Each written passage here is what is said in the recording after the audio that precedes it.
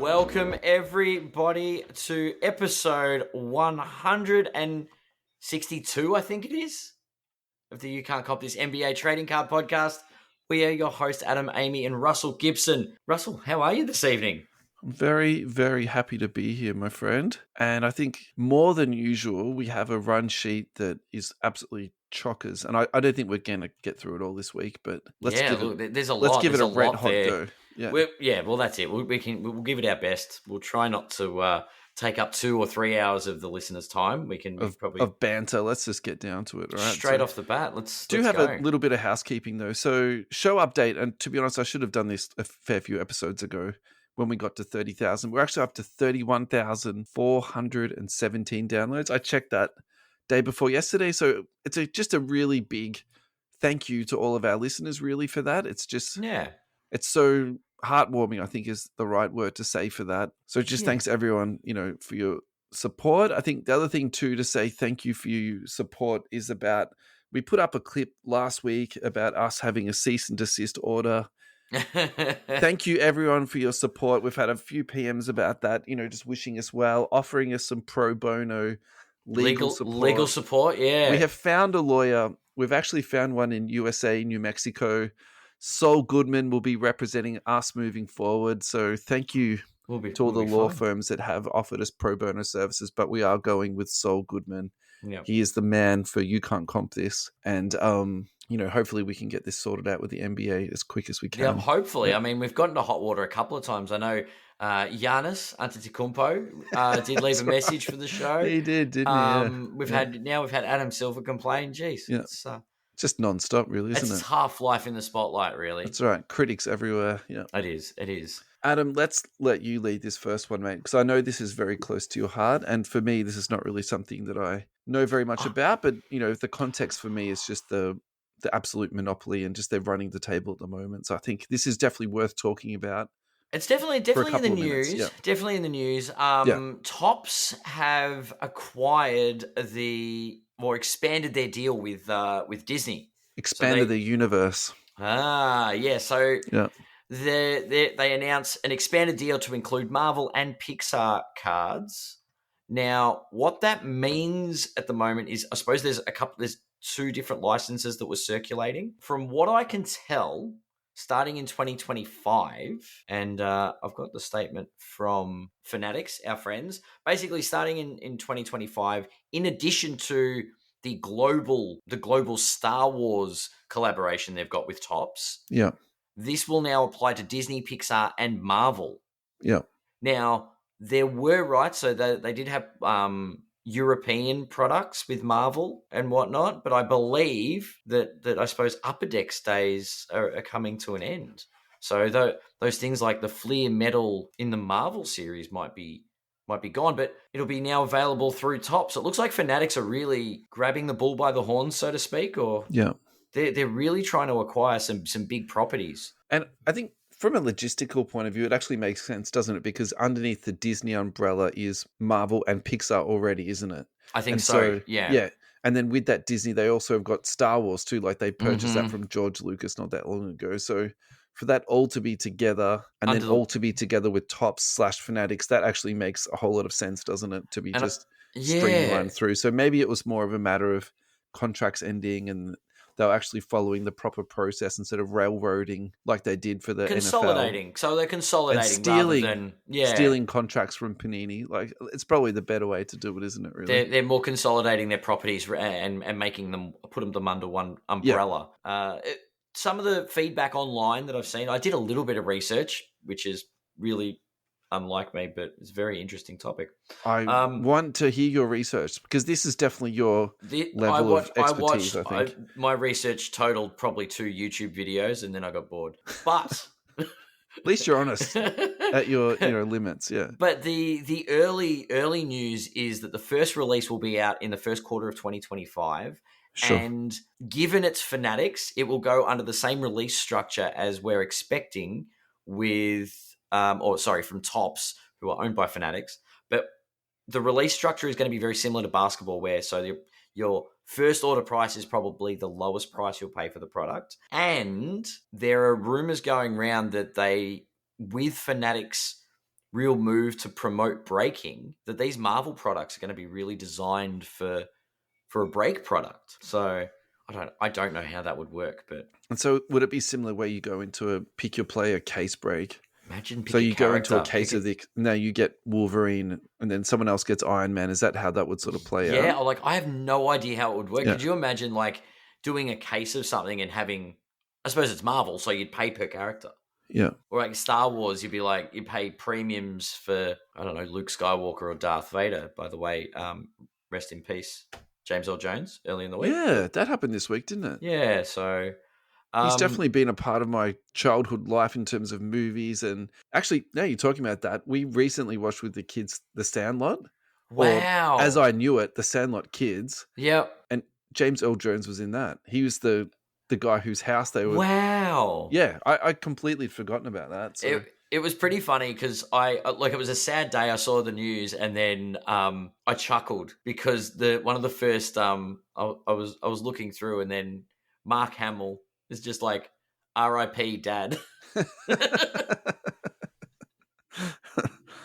And I'm like, it's not bad taste. It's actually just sort of paying homage to the man. So yeah, definitely. He's been an icon. So yeah, be interesting to see some Star Wars breaks and some Marvel breaks and I don't know, Disney, Pixar. So my whole thing about products like this is, and I'm going to put, this is a little bit barbaric really, but this is how I break it down in my head is I sort of put this sort of stuff in the same category as like Garbage Pail Kids, where it's still pretty cheap, that stuff. Yeah. It's cheap enough that you can actually just buy a whole box and rip it. So are you anticipating that that's no longer going to be the case now it comes under the Topps umbrella? The Marvel, I suppose the metal stuff, the Marvel metal stuff was never really cheap.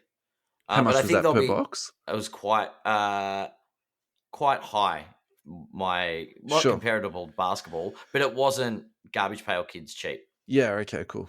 And there were products that were, don't get me wrong, but it'd be interesting to see what Topps do with it. I mean, at the moment, given we're not in 2025 yet, they could release a product with just, I don't know, generic cartoon character looking people with color schemes, put a green guy and not call him the Hulk, just call him Green Guy.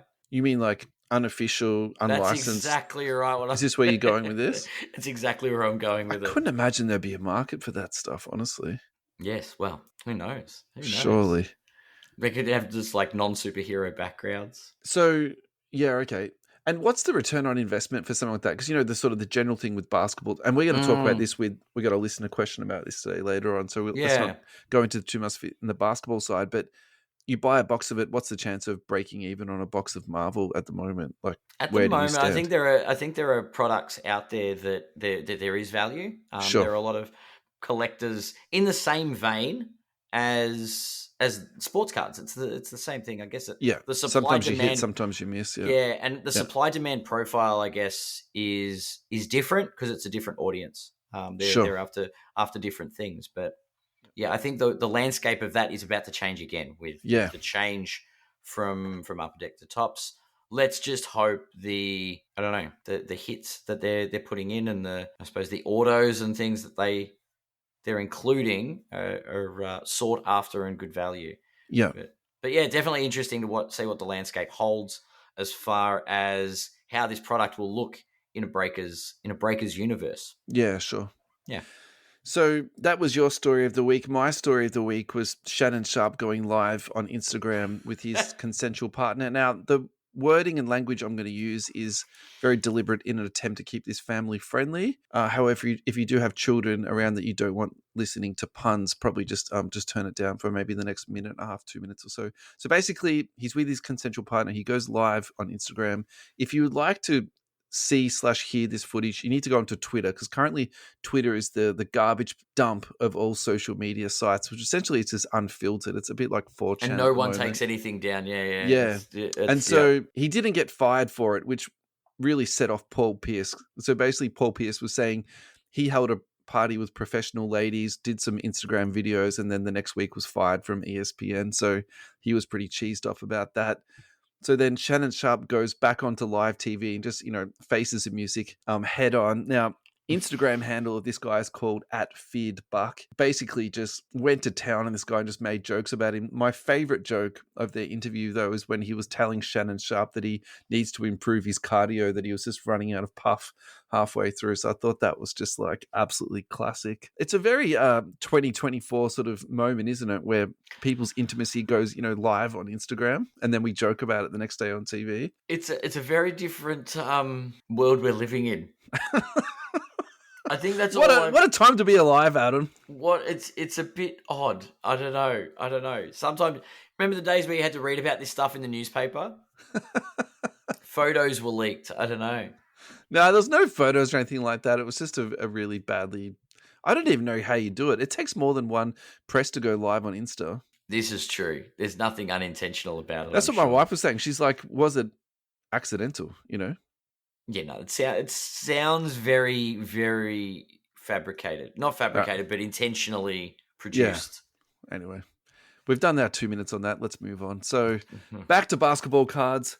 Golden goes on live Instagram in a t-shirt. I feel like it's kind of like showing off his arms a little bit, like at least his biceps. Do you think Ad was a little bit short around his biceps? Oh, probably. Yeah, literally bit of a flex. flexing, holding this card up, flexing it, holding onto it. Got my hands on the 1-of-1 Topps Now Olympics Steph LeBron KD card for our September Elite. He looks very, very happy about it. Isn't it funny with guys like this? I feel like getting money in their pocket doesn't make them happy anymore. It's beating out their opposition to list 1-of-1 cards onto their auctions is what makes him happy. I think beating Jeff Wilson here is really the crux of it. I think their online battle has been quite epic these last couple of weeks. As much as I hate Jeff Wilson, I've been enjoying his little back and forth there. So I do like the little rivalry that's established. Yeah, that's right. It's quite amusing. Like, this is great, but at the same time, the 1-of-1 autograph still hasn't been pulled. So it's probably also a good time for us to go back and price check some of these packets, because we talked about this the last couple of weeks. So we've checked in on it a couple of times. There's still there's not a lot of sales data on there, so it actually makes me think what David Ralph said a couple of weeks back was actually very accurate in that these sales literally just been sold, but they haven't been paid for, or the order's been cancelled, whatever it is. But there are 2 sales on there that I could find, one for $1,500 and one for $3,499. So let's just say the truth is probably closer to the 1.5. In my head, that probably makes a lot more sense. For sure. It also makes sense to me that all the other sales have been removed. So now there's some singles are starting to pop up online there too. So basically there was like a 5-card lot for $10.50 USD. Yep. A nice looking singles on there for about $20, and then there was a foil image variation for $113 USD. Okay. So, the part I kind of like about this is that, like some of this stuff is going for crazy numbers, which is is fun. Like, let's be honest about that. To purchase something for $10 and then to flip it for $1,000 or more, that's fun. Yeah, that's true. It's not dirty doing the flip. Like, it's okay, guys. I think it's fine to talk about this. But what's also fun for me is that the buying is $10. We'll call it the flick rather than the flip. Or the roll. The roll. We haven't decided on this. We still haven't decided on this. This will be our next big debate. But then the after sale ad, I think that's very reasonable. If you want to get your hands on 5 of these cards for $10, that's great. If you want to get a nice single for $20, you know what? That's collectible and that's fun. I'm totally fine with this. And then if you want to get a variation for $100, that's not outrageous, I don't think. I did say this weeks ago on the show that I didn't think this card is a joke. I think the way the market's treating it, it definitely isn't. People are after this 1-of-1. I think this moment in NBA American basketball history. Let's call it Topps history. Topps history. Yeah, it's their big relaunch. It is. This is one of those cards like that. The Wemby 1-of-1 is obviously the 1-of-1 auto from Wemby. That's one of the big ones for Topps. Definitely. In their great comeback, in their resurgence. But this Team USA triple auto. Sure. That's another one of their flagship cards. It's a great idea. I think all this instant stuff, Panini didn't do that right. And I think, in a very early variation or version of it, they've done it very well. Yeah. Yeah. Yeah, for sure. Yeah. Ad, why don't we take our first break? We're actually got our management of time down this week. So we're doing it well. Let's go get a quick drink and we'll come back, guys. And we are back. Adam, how are you feeling, champ? I'm feeling refreshed. Very refreshed. Great. So let's talk about our friends at fastbreaktradingcards.com. If you go onto their website, fastbreaktradingcards.com, you will find an absolute range of products for you to choose from. You'll find Fanatics memorabilia, which we're going to talk about in a minute a little bit more. They've got Disney Lorcana, they've got Pokemon, One Piece, they've got supplies, they've got grading deals available for you. They've got basketball, football, baseball, UFC. I went onto their page this week and I found some products which I thought were pretty good. $8 optic packs. Nice. Tops. Very nice.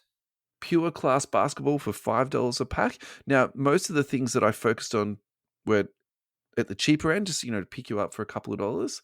Yep. However, I did find something which I thought was worth mentioning, a Bob Cousy Mitchell and Ness Swingman with the inscription Hall of Fame 71, also with his autograph on it, of course, for $895. However, our friends at Fast Break Trading Cards have got something for the listeners.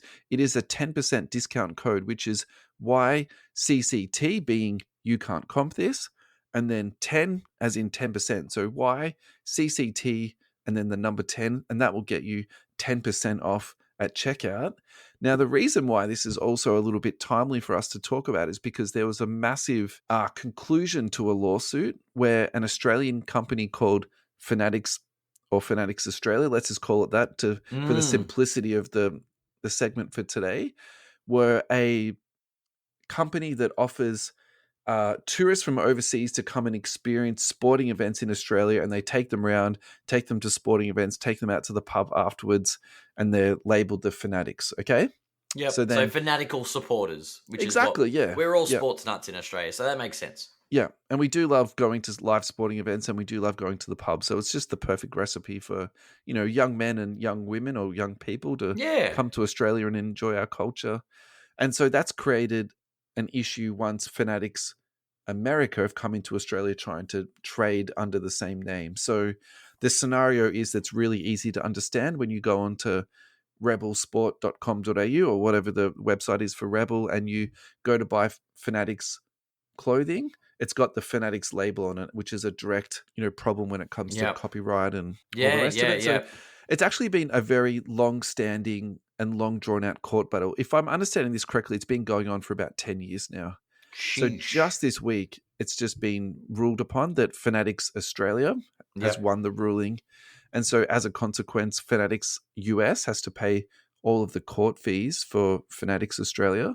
And they also can't trade in Australia as of September the 10th, I believe the date was. So a few days ago. Yeah. So what that means is for people buying from, so for example, if you're buying off Rebel Sport and they're directly, how the process works is if you buy something off Rebel, I'm just using that as an example, they don't sponsor the show. The merchandise is held in America at the Fanatics warehouse or the Fanatics production house and then shipped directly to Australia. So that process can no longer happen. Wow. So that's a big impact. Yeah. A little bit of a grey area how that affects our friends at Fast Break Trading Cards. Perhaps now they're going to have the monopoly on the Fanatics product that's in Australia, and it's going to be a good time to jump onto their website and take advantage of that 10% discount code ad. Yeah, that's true. That's awesome. Yeah, being able to jump onto the website and use is a pretty simple one. YCCT10. Even I can remember that. Yeah. Yeah, I wouldn't forget that. So where my head went with all of this was, how is that going to affect trading cards? Cards was my big. So I'm confused. Yeah, we did reach out to a anonymous source about this, and all we can say is that the source is very well versed in these dealings. And basically, it's a really common sense response that we received is that it's not going to be a problem that they see because the trading cards aren't under the Fanatics logo per se. They're under the Tops. Yep. Logo. So product. That actually makes a whole lot of sense. And I was actually thinking about this off the air ad. I feel like I should be a consultant for Fanatics at this point. Just slap a Top sticker onto all their Fanatics stuff. You know how products come through from overseas and they just put a sticker over the top of it? Just put a sticker where Fanatics was. It says Tops now. Yeah. Everyone understands who they're dealing with at this point. And surely, I mean, it can say that they're associated with Fanatics US because they are associated with Fanatics US. They're just not trading as Fanatics US in Australia. I think once you put the sticker over the top, though, that would I'm no copyright. I'd almost call that a Band-Aid solution, even though it's a sticker solution. But yeah, there's nothing better than I like than a Band-Aid solution, Adam. Oh boy, Fanatics. The fun just never stops. Just constant headlines, isn't it? Really, it is. They're going to love this. Final thoughts on this before we move on to Mailbag. If Aussie Fanatics really wanted to win this in a better way, they could have joined forces with Fanatics to have some exclusivity with regards to their jersey if they are taking people to events and things. So I'm not speaking on this from any viewpoint other than this is my own just opinion on this. I think what I've observed from Fanatics is they don't like to play nicely with other people. Yeah, like, they definitely the way they bring their own sandpit. Yeah, that's right. So I think you don't know that Fanatics Australia didn't want to hop into bed with Fanatics USA. That's true. I can't imagine that Fanatics USA wanted to hop in bed with Fanatics Australia. That's the way I look at that equation. Well, it taught them a lesson, didn't it? Yeah. Costly one. A very costly one too. That would be millions of dollars. 10 years of court fees. And that's a pretty big market. Actually, it's a sizable market if you're losing the Australian market. I got to say, I don't think they'll lose it. They'll work something out. But I think, of course, the thing that actually makes me the most impressed out of all of this is it's obviously the David versus Goliath type scenario, but how an Aussie company could fund a 10-year battle with $1 billion. They had the bloke from the castle. I'm joking. As the lawyer. The lawyer? Yeah, the lawyer. You don't think they had our lawyer, Sol, from New Mexico? No. They couldn't afford Sol. Didn't know his number. Yeah, interesting times, though. Yeah. All right, Mailbag. I'm picking the first question. All right, I'll jump over. This is from Ryan Miller. Mailbag. Yep. Still wondering when box prices come down. Is that literally the question? Kinda hoping Flag, as in Cooper Flag, is a dud, so we can see some easing on it next year, which is not going to happen, by the way. Who's buying these products, though? I'm all for a gamble, but the numbers don't stack up even for that. So I think it's not so much a question, but the reason why I wanted to lead with this is because I feel like this ties into, Fanatics are taking over, so how are they going to change the equation of how much sealed product costs? And also, too, tying that back to that whole thing we're talking about with Topps, when you open a box and it costs you $500, do you get $500 worth of cards, back out of it? I think and I agree with Ryan. I think sometimes it's actually, let me rephrase that. Not sometimes. I actually can't even remember the last time I've opened a whole sealed box for myself. I'm very happy to go into breaks and I enjoy that. I've got no trouble with that. But actually, at the moment, I tell you what I am opening is hanger packs. You can get Prism hanger packs for about $20 Aussie at the moment. One of those every week or a fortnight or a month. You know what I mean? Like, that's kind of like my opening sealed product experience at the moment. And I think it's a lot to do with what Ryan's touching on there. But I think having a bad draft class come out, and let's just say the product does come down to $200, but then you're not getting the same prospects in it. So actually, that's not a good thing. Like, what you want is like cheap box prices with good prospects in it. That's true. That is very true. Maybe I'm just being irrational here. What's your thoughts on Ryan's question/statement? I like where Ryan's head's at with this. Is like, I just want some respite, I guess, on the play on words, the fanatical response to Topps getting back into the hobby. And it's all these people, when Prism launches, and the silver Prisms, we'll use Wemby. Wemby's the easy example, right? Yeah. So day one Wemby, it's a $2,500 silver Prism. Mm-hmm. And now we settle at like $800. The boxes don't go that way, I guess, but they should. I mean, in the model, maybe they do. Maybe if they stop selling, they do track up and down a little bit. Yeah. But there is a point when, they're not coming back down. That's right. They do start to track up again. But I got to say, though, I think anything that's Panini at this point in time, I think you have to be very careful about putting it away. You need to know the exact redemption count in each box. Yeah, I think that's do you know what I mean? That's a good point. You need to make so each product is going to be different. So if we're talking about 18, 19 Prism Hobby, look, there's not a lot of redemptions in that. You're really just chasing, numbered Lucas, silver Lucas, blah, blah, blah. So I think that's kind of like a pretty safe one. But when you move into, say, like 17, 18 IMAX, 17, 18... And you get if you're going to get redemptions or Donovan Panini Mitchell points is like or the big boy, and then he's like a redemption now. And even now, those redemptions aren't being redeemed. Like that to me is incredibly problematic. Do you know what I mean? So I think that's, and also too now I don't know. I kind of feel like, is there a chance that just Panini shuts the doors? It doesn't even give you points, right? Well, I was going to say that's the big point, right? So instead of autos, Panini points were in. But I can see a scenario where you get nothing. Nothing for your points. Yeah. Nothing for an expired redemption. Yeah. Yeah, I think that's Anyway, let's go to another question. We've way segued here. We've way segued. We have way segued. I mean, I could go with a really I'll go with the GIF that was shared by Greg Dolliver, and okay, he's just it's funny you say this because I was just gonna skip past this. I wasn't even gonna mention it. So I think it's a very pessimistic one, but I don't agree with it. He said Greg Dolliver's put a downward spiral. I don't see. I see more on social media with the hobby at the moment. I see more activity within the hobby. I'm seeing more shows. I'm seeing. Do you know what I mean? Like I think within any hobby, within any social media type, you're always going to have people who see the negative side. The cup half empty, and then you are going to have the people who see the cup half full. So I'm going to go out into a limb here and say that Greg isn't feeling cup half full about the hobby at the moment. That's all I've got. Yes. I think he's got his half full cup or half empty cup, and he's got a little teaspoon and he's swirling it. It's going in a downward spiral. You think he's mixing his coffee in a clockwise direction? Yes. Yep. Okay. A little downward spiral. That's okay.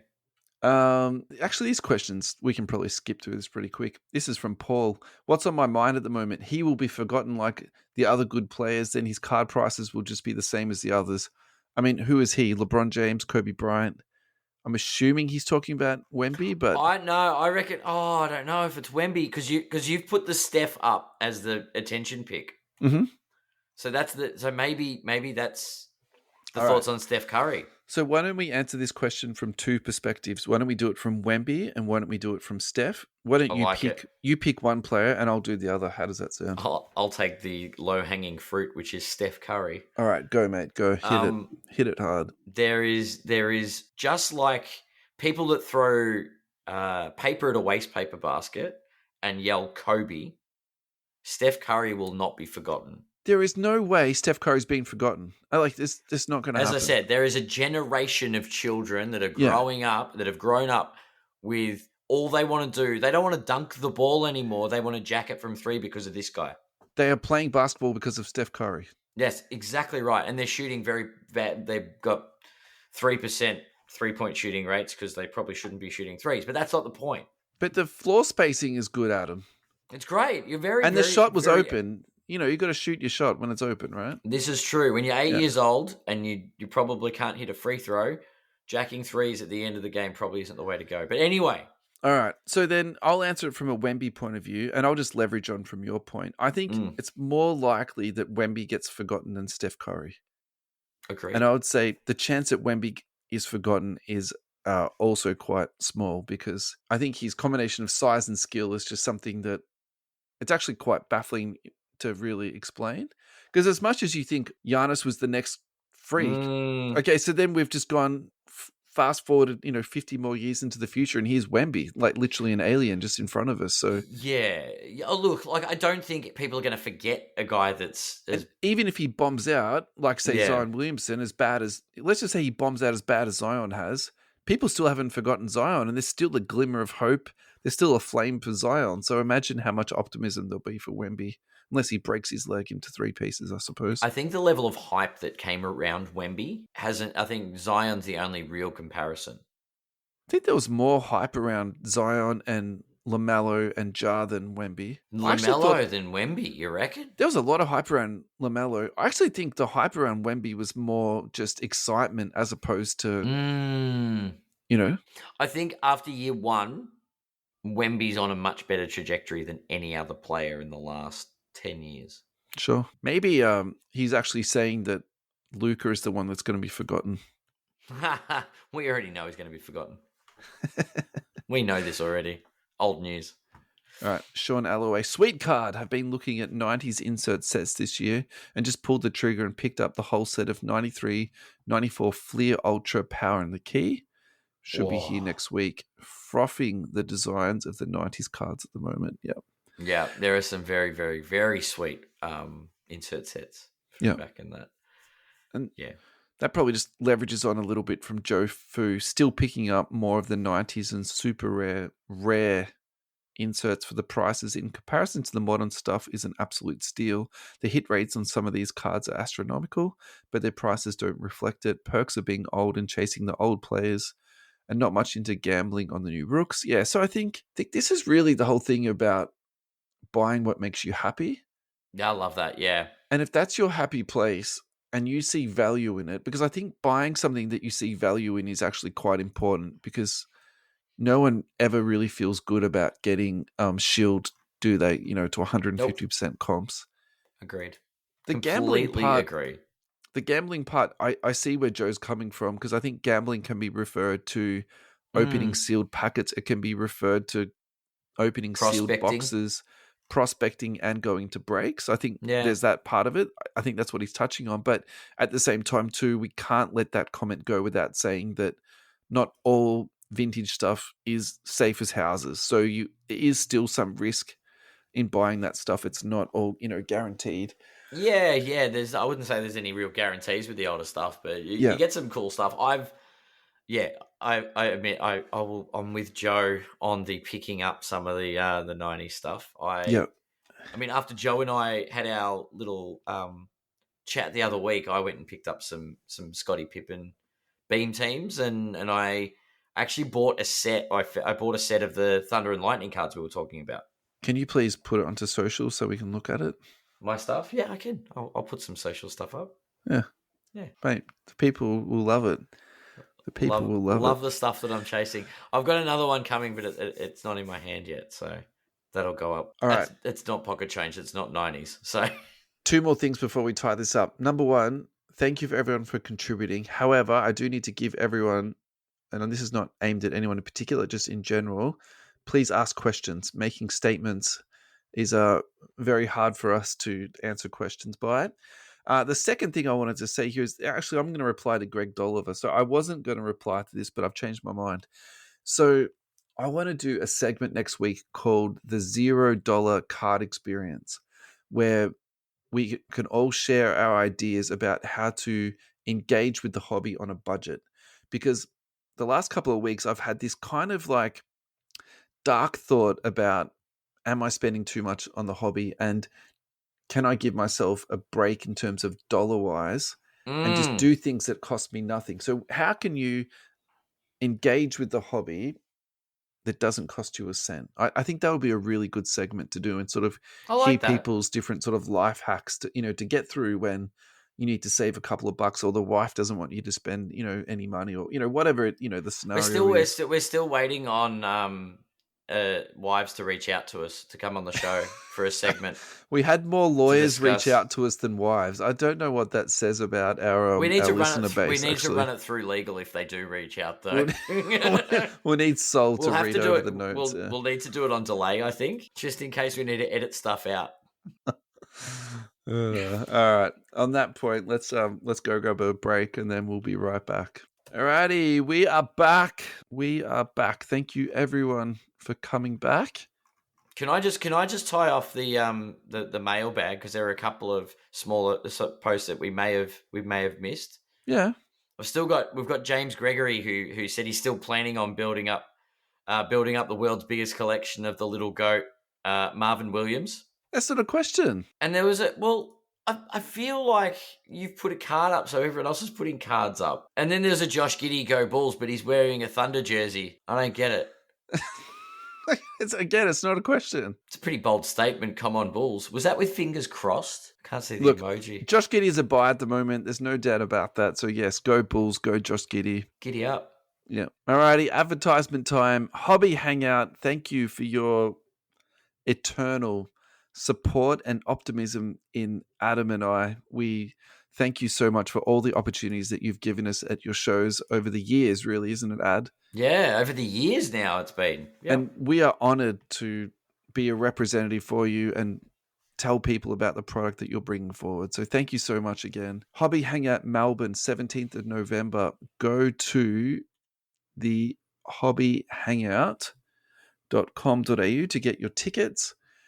Now, I'm just looking at the tickets at the moment, which are actually sold via OzTix. First release are still available. So in other words, that's the early bird tickets, which are selling There's not many left. Yeah, saying less than 50 left. So they're $29 a ticket.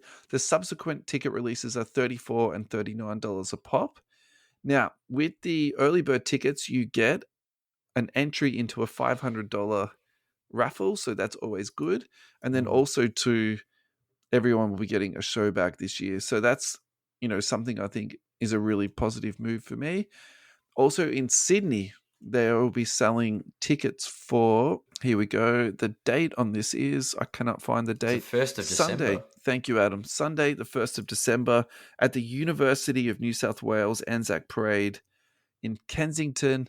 It's the same Hobby Hangout recipe. They've got all the trading zones, the poker zones, the workshop, the live breaks, the panels, Card Fever, Mick Fett trading cards, Pops Galore, Boop Collectibles, Jay Swish is going to be there, the Corner Post, Devitt Collectibles, Aussie Collector. There's heaps, 70 plus different stalls are going to be there. So check it all out, guys. You won't regret going to the Hobby Hangout.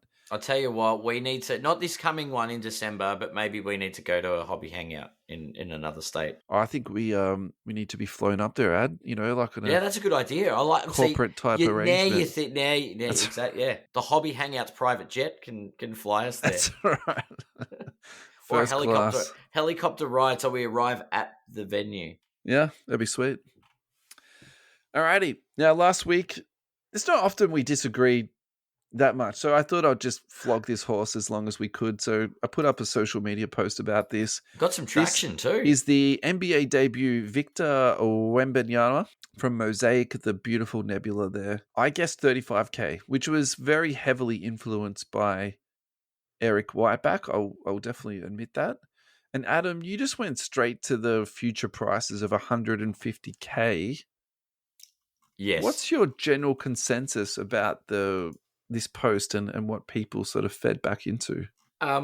Before I even read any of the comments, my first reaction, because I do believe you put this up as a reel as a short on YouTube, that I may have been hasty in my 150K guess. I mean, I was probably trying to influence people's thoughts to support me. I can't really. I don't know. Confirm or deny this. I still think 100's not unrealistic. Okay. It's a really good looking card. It's a beautiful card. Yeah. Look, I think there are people on my side. There are some people on your side. Of note, I would like to say that Ryan has said about 100K. Yeah. So Ryan Miller said that. He also mentioned about market cap. Yes. Now the king of collectibles might be Golden, but the king of market cap is Ryan from GemRate. So Ryan, if you are listening, please chip in and send us in the right direction in terms of Wemby market cap. Yeah, that's it. We want to know. But it's nice to see somebody put 6 figures on this card as well. Yeah. So we did have a couple of people put it down for that. We also had Wade Anthony at 125. We had Matthew Hull at 375 in Netflix fees, trip to Atlanta, fees to you can't comp this, and then add $500 more as it's better than Luca. So I think Matthew is Team Adam at this point. Yep, agreed. Yep, that's it. Or once Ken Golden and Jeff Wilson shill the living crap out of this card, you imagine it'll be closer to 500K. You're probably right. Yeah. Why don't you do the flip side, the ones that were more sort of closer to my end, and then we can close this bad boy off. I don't think I've got the comments in order, but sure, doesn't matter. We've got who have we? Well, okay, Anthony Milne, 30K. So pretty close to your guess there. Same as Blair Shave with 30K, 27K for Ross Berman. Yeah. Then we've got Levi Coombe, 45K. Hope you're well, Ross, by the way, mate. I haven't spoken to you for a long time. Sorry. No, that's all right. It's where are we? Yeah, Andrew Coe, 25 to 30K. Yeah. John O'Michaels, 55K, sort of closer to your number than my number. Still quite high, right? Yeah. Andrew Suter Hewitt is 18K. Yeah. I've got to be honest with you. Alistair Campbell said $60. I think you might have left a letter off that. I actually wonder if Andrew is maybe the most correct out of all of these answers, to be honest. Like 18. Yeah, it's kind of a sensible number. I think spending that much money on Mosaic, man, is crazy. We've got that's bananas. Adam Muirhead, 47. You've got 18K. 65 from Al. You know, Zachariah, 50 to 75K. Yeah. Yeah, there's quite a bit of oh, we've got Carl Morley, 75K. So he's smack bang in the middle. Yeah. Really. Well, he's actually closer to your side of the fence than my side of the fence here. Hope you're well, Carl, over in New Zealand. So we had a couple of answers on Instagram, which is a little bit unusual. We have a different type of interaction when it comes to Insta. So the .laker.collection, this is the August and September price, which is kind of a funny reference to how cards spike really high and then drop all the way down. So yeah, that's actually a pretty good answer. Yeah. I like that. Yeah, it depends what month it sells. Lift-off cards around 50K. White Wit Rose cards.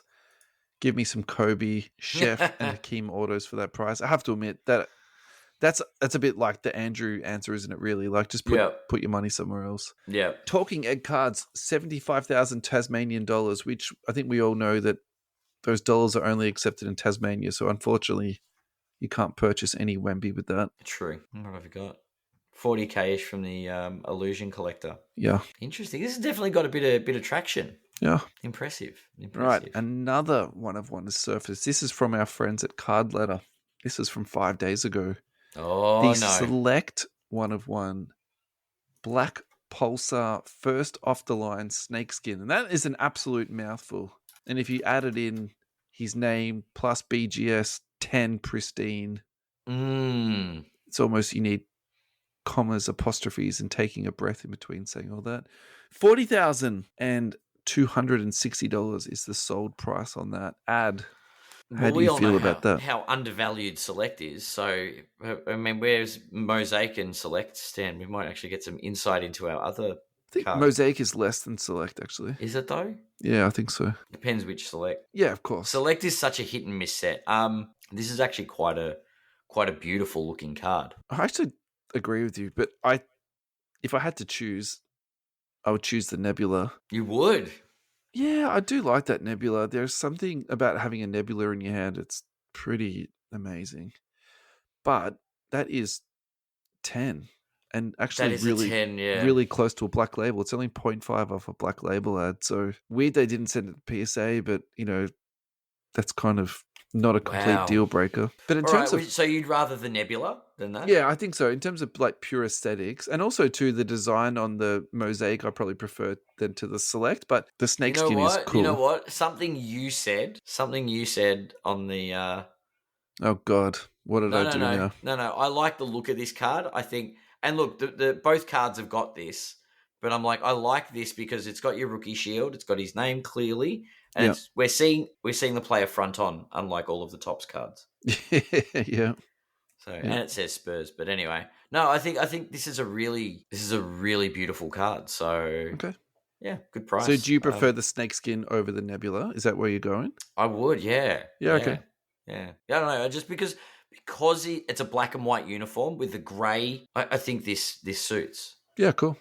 Whereas I think the Nebula, the purple, you know what I mean? Like the blue purple stuff takes it out of the Spurs look. Yeah, sure. So given in true color match style, I would like the black, the one that's got more of the color match on it. Yeah. No, I mean, at this point, we're just really picking at whatever we can, aren't we? A Nebula versus a black snakeskin, We're just talking Wemby one of ones. Yeah, that's right.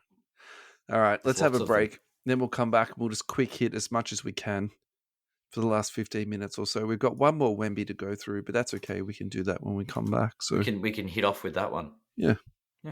And we are back. Adam, are you ready for some quick hitting 15 minutes of You Can't Comp This?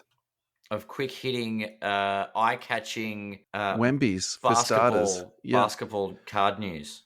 Instagram AltXYZ official. Now, this is a Wemby BGS 10 pristine, so that means 10 on all of the subgrades.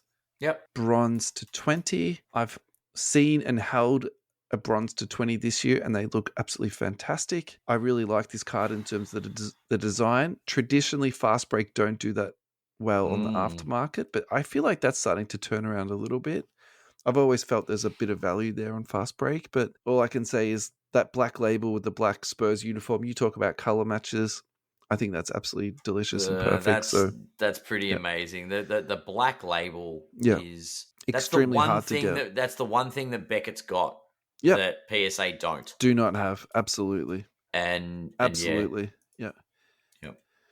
So, that's it. Congratulations. I think we leave it at that. Fanatics have been hacked. Now, this is a little bit of an unsubstantiated story, but still, I think, interesting to talk about. This is from a listener, Zane Sweet of the SCN universe, I think we can call that. I entered the Fanatics drop for 2023 Chrome Basketball. I received an email saying I successfully entered the drop. I never received another email, and under order history, I had nothing.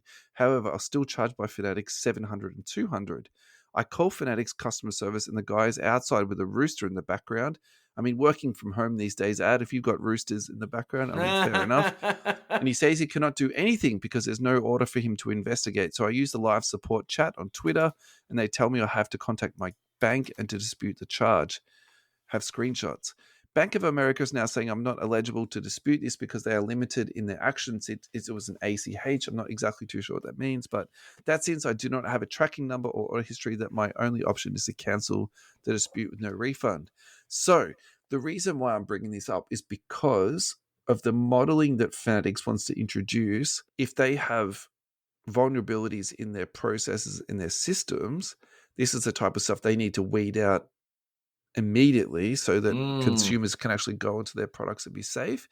So for me, this is a two-pronged response, really. The first thing is, Fanatics need to make this guy whole and just refund him sight unseen, because if they're going to cut out all the middlemen, which is essentially what they want to do, they want to cut out all the distribution chains, they want to cut out the hobby shops, they want to cut out the breakers and just go straight to people.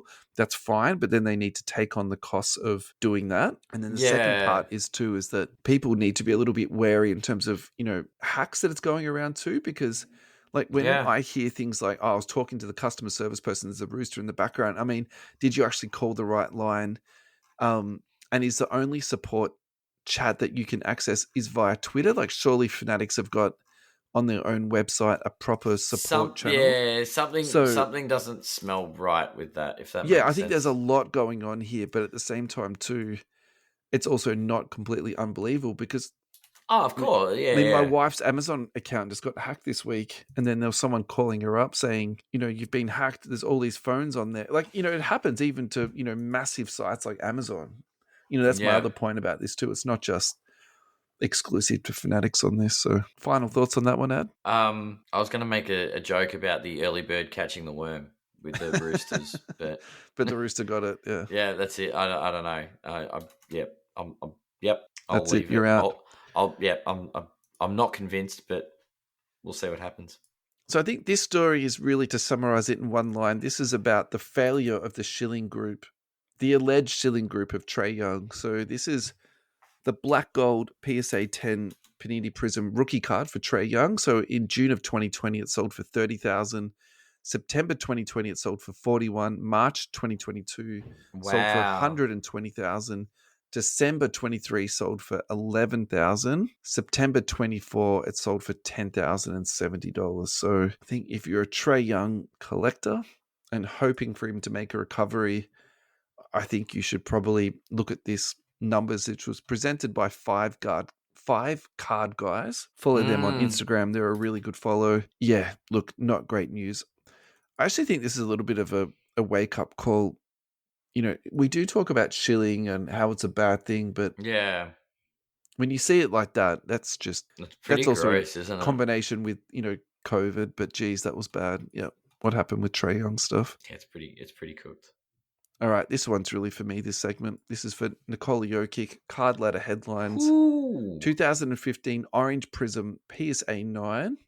Yep. Now, we've actually talked a couple of Jokics the last few weeks, so I don't need to go on this a lot, but I think this is really a trend that I am seeing. So basically, since 2023, he's just on a steady incline.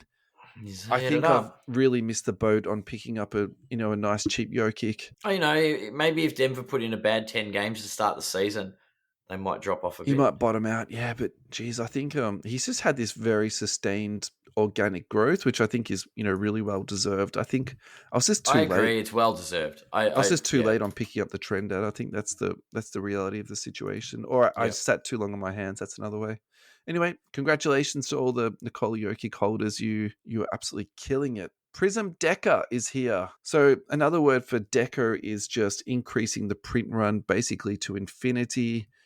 It's another way for Prism to add another 55 different variants into this. I'm actually not going to go too deep on this ad.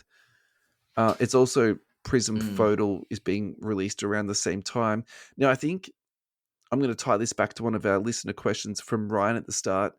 Maybe Decker isn't well received, and it's a really good opportunity for people to get into cheap boxes. I think until we start to see the resale on eBay and we get a real sort of solid indication of what this is trading at.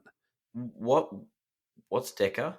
It's basically like another variant. So they've now got Prism Hobby, Prism Choice, Prism Fast Break, Prism Retail, Prism Blasters, Prism Hangers, Prism Decker. But it's the same product. Like, it's just Prism cards.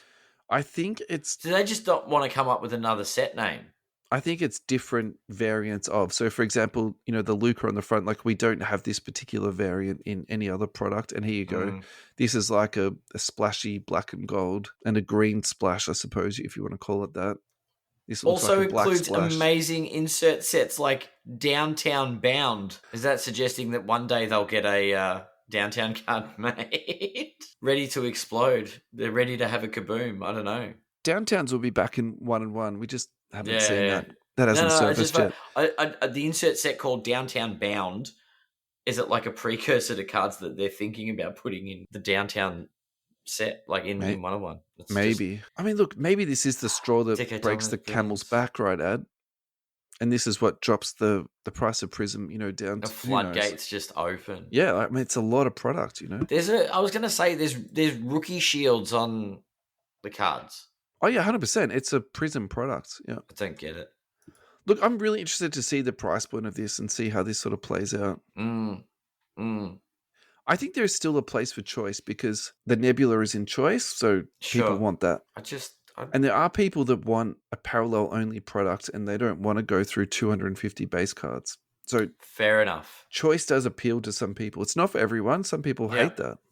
But some people, that's their cup of tea. So, yeah. Look, anyway, I'm very wait and see on this. I'm not hyping this up. Look, I'm not even. Yeah. This next one, Ad, I'm going to move that till later because I wouldn't mind to have a proper chew on that. So let's go into the Jamal Murray extension because I'm actually excited to talk about this. Yeah. So this is really good. Basically, I think in the simplest way to talk about this is that you need to think about this for 3 years from now, not today, because today this is not great for their salary cap. And there's a lot of posturing online about this in that they overpaid and they didn't even try to negotiate with him. And that's basically summarizing a few different people's opinions. And there was the Hoops Collective did basically like half their podcast about that point. But I actually disagree because when the salary cap basically triples in the next few years, the future max is actually going to be 112 million. Way more. Yeah. Let's just say, this comes out to be around $45 to $50 million, which I agree is high. And particularly when you pass it with all their other contracts. I just also think for that roster continuity, and particularly when you've got someone like Nikola Jokic, who he pairs really well with, into future prices, when you know that the salary cap is going up, I don't actually have a problem with this. The other thing too is that I kind of view them as defending champs a little bit because they weren't that terrible last year. They just had they could have been better. But they did get knocked out well, and they didn't get to the prize fight. But yeah, they did. But at the same time, I don't really think their roster is that flawed that they couldn't be champions again. That's in the back of my head. Agreed. Where I'm sort of leading with that sort of commentary. So I think that's the other thing for me. I think it's really important they come back. The only devil's advocate I can make at this point is you do some outlandish stuff where you trade him away and you get like James Harden.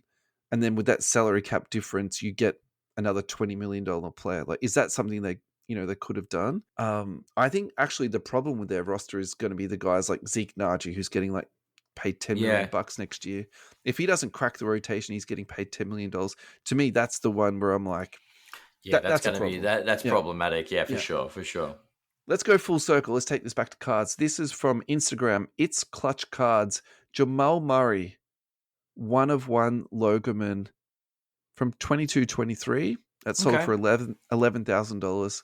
Look, I think Murray is a really good buy. And my only sort of issue with him is that I just don't think the upside is there, even though he's ticked all the boxes in in all the right ways.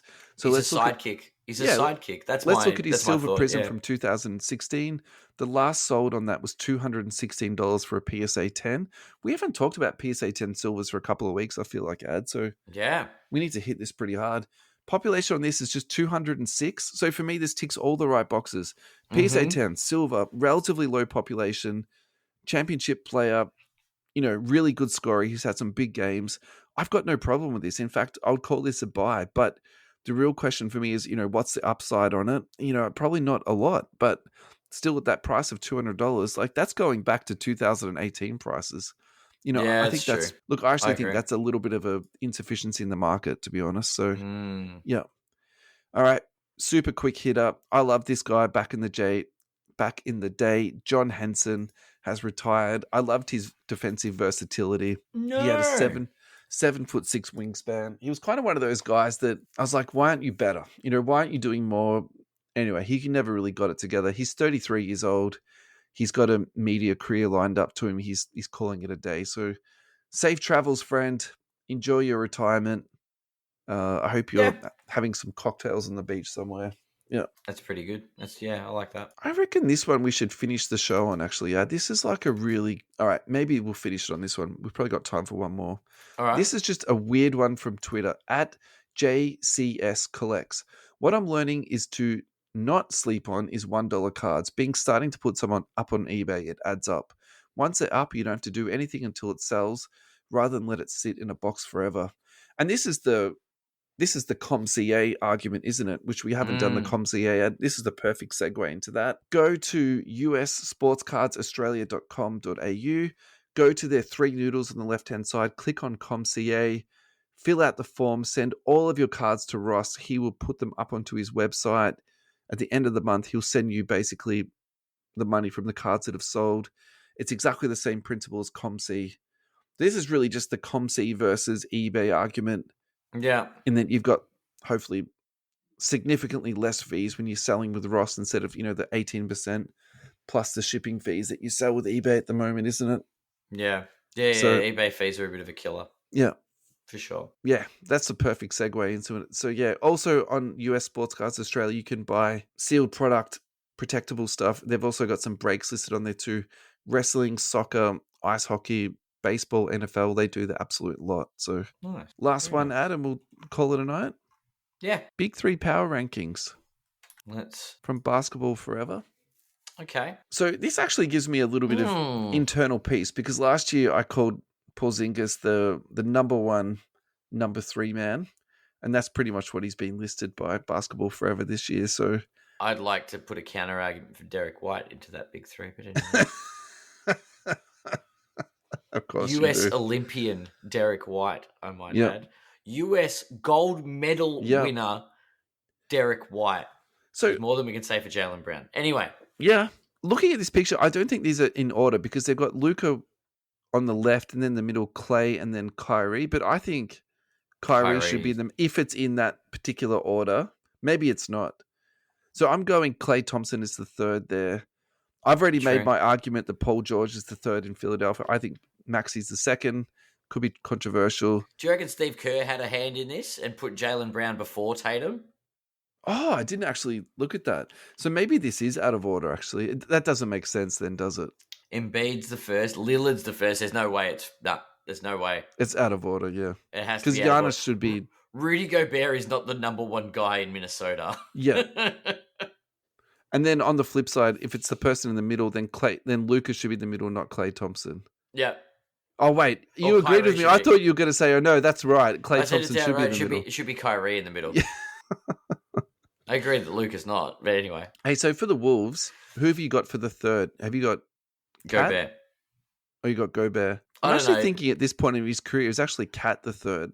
Cat might be the third. The number one guy in Minnesota is Anthony Edwards. Oh yeah, sorry, no debate about Without that. a doubt, I was that wasn't even. I don't know. I don't know if is Gobert really. Yeah, I guess it's tough between those two. He is defensive player of the year. He is. All right, perfect way to end the show. Adam, thank you for a lovely show. I really appreciate it. Thanks for another lovely evening of banter. Didn't actually do that much cards, did we, today? We did a little bit. We looked at a silver prism. We did. We looked at one. It's the off season, I guess. We probably need to get back to some of the card versus card stuff. Maybe in the lead up to the new season, because we are. Yeah, I think it's at training camp stage now. Like we are in the off season, but we can overcompensate next week. We can just do like hardcore numbers, for dollar cards all for 45 minutes. Yeah. That's it. Just go hard. It'd be good. It was a good. It was good. It was good to do another mailbag. Except, listeners, when we do a mailbag, this is your opportunity to ask us questions, not make statements. Yeah. They'll just turn their statements into questions now and be just as confusing. More confusing, probably. Probably, yeah. They're just a question mark at the end of it. The same statement with a question mark. Oh goodness. Oh, but yes, we do appreciate all the kind words, all the questions, all the statements, all the support. So thanks everybody for listening, and we'll see you next week.